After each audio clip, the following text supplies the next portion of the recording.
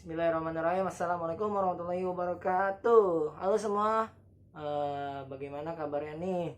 Semoga dalam keadaan sehat walafiat ya. Dan semoga pandemi kali ini cepat berlalu.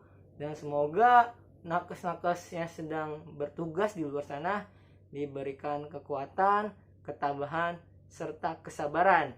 Amin ya robbal alamin. Ya teman-teman, berjumpa lagi kali ini bersama dengan saya Bayu Tri Haryana. Ya, saya mahasiswa Institut Medika Dr. Gigi Suherman, Prodi Academy Nurse.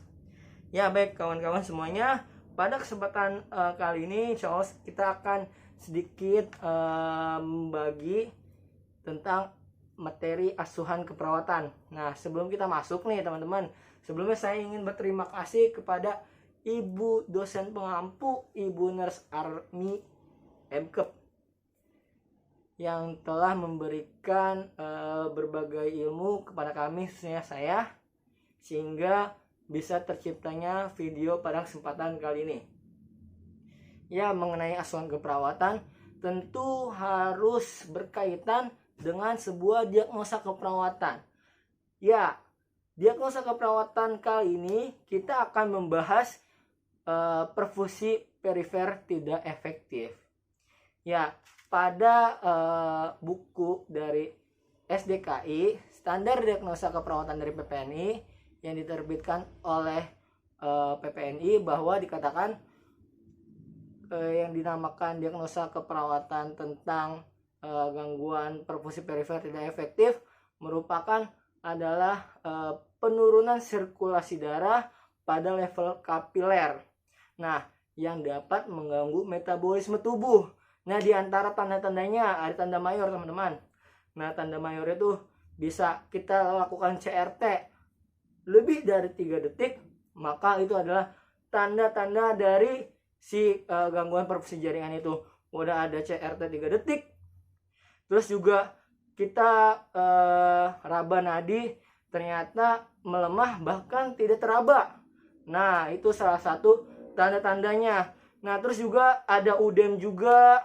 Nah, itu bisa kita jadikan bahan acuan dari tanda-tanda seperti itu. Apalagi kalau misalnya ada akral dingin dan turgor kulitnya itu jelek banget.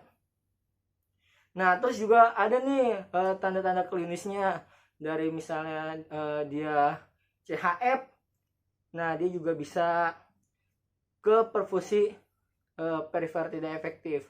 Nah, terus setelah kita tahu nih diagnosa keperawatan tentang gangguan perfusi tidak efektif, maka yang akan dilakukan ke tahap selanjutnya adalah intervensi keperawatan. Nah, apa aja sih intervensi keperawatan? Nah, yang pertama kita bisa diprioritaskan tentu ya sesuai dengan indikasi-indikasi yang ada. Nah, di dalam buku yang sama terbitan dari PPNI, yaitu SIKI Standar Intervensi Keperawatan Indonesia, bahwa dikatakan ada beberapa macam intervensi. Tentu intervensi itu adalah rencana keperawatan yang diintervensikan oleh kita atau yang dilibatkan oleh kita sebagai tenaga keperawatan. Nah, di antaranya itu ada manajemen sensasi. Nah, jadi manajemen sensasi perifer ini kita bisa kayak mengobservasi nadi-nadinya, tanda-tanda perifernya gitu teman-teman. Nah, jadi kita bisa mengidentifikasi bahwa ada perubahan-perubahan sensasi atau tidak. Terus juga kita bisa mengobservasi selain itu, adakah yang terikat, kayak misalnya pakaiannya terlalu kencang, ada sesuatu yang mengikat, sehingga ketidaknyamanan itu bisa kita atasi. Nah, terus juga selanjutnya ada manajemen perfusi sirkulasi. Nah, jadi pada manajemen sirkulasi kita bisa melihat beberapa hal, diantaranya sebagai berikut. Dan ini, ya, jadi ini keduanya ini merupakan bagian dari intervensi dari keperawatan.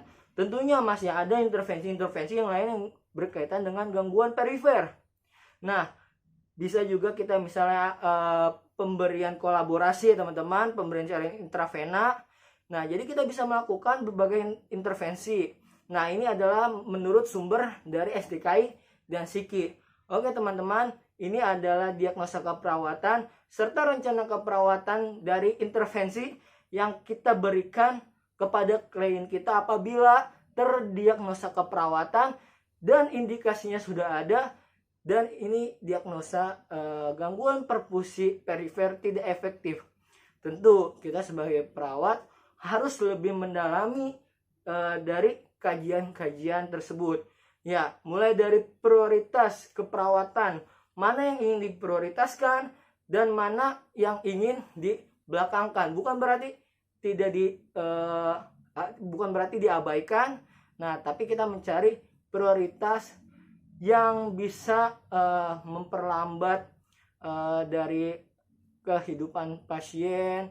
Nah, terus juga kita juga bisa mana nih resiko yang bila tidak ditangani ini akan memperberat dari keadaan umum si klien kita.